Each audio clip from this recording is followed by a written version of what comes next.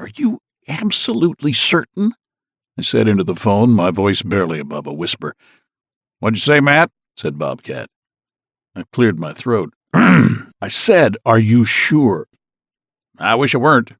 There's no doubt about it. I think she's been dead for a while. How did it happen? Did she fall? Heart attack? Stroke? She was shot. Shot? Well, at least that's what it looks like. Right in the chest. Somebody shot Maggie McFarland? I'm pretty sure, Matt. It didn't make any sense. Who'd shoot Maggie? Matt? Yeah? Are you coming? Yeah, I whispered. I'm over at Wagon Tracks. I'll get there as fast as I can. Okay, see you then. I closed the cover on the phone and put it in my vest pocket. I slowly reeled in the fly line, snipped off the fly, and placed it in a dry fly box. I was still in a state of shock. Why in the world would someone want to shoot Maggie McFarland? It had to have been some kind of an accident. 10 minutes later, I whipped my Jeep in behind Bobcat's Pathfinder on the far shoulder of Old Route 17, where it ran alongside the Beaver Kill River just below the property that contained the remnants of the once stately old hotel.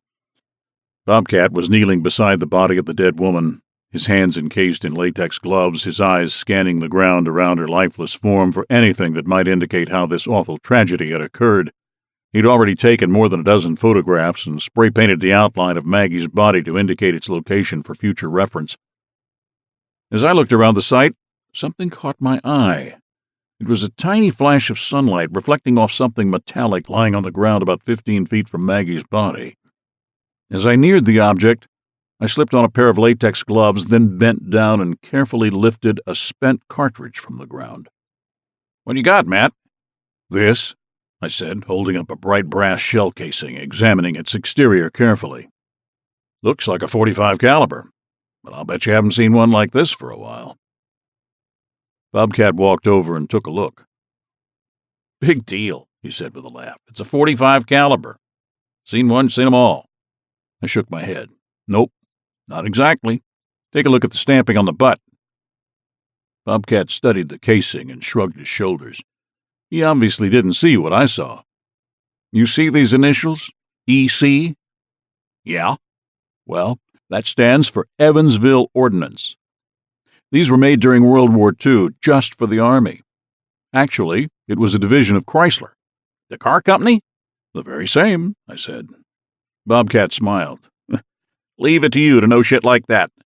Actually, I confessed, I wouldn't have known it at all if it hadn't been for a ballistics class I took when I was studying for the lieutenant's exam back in the city.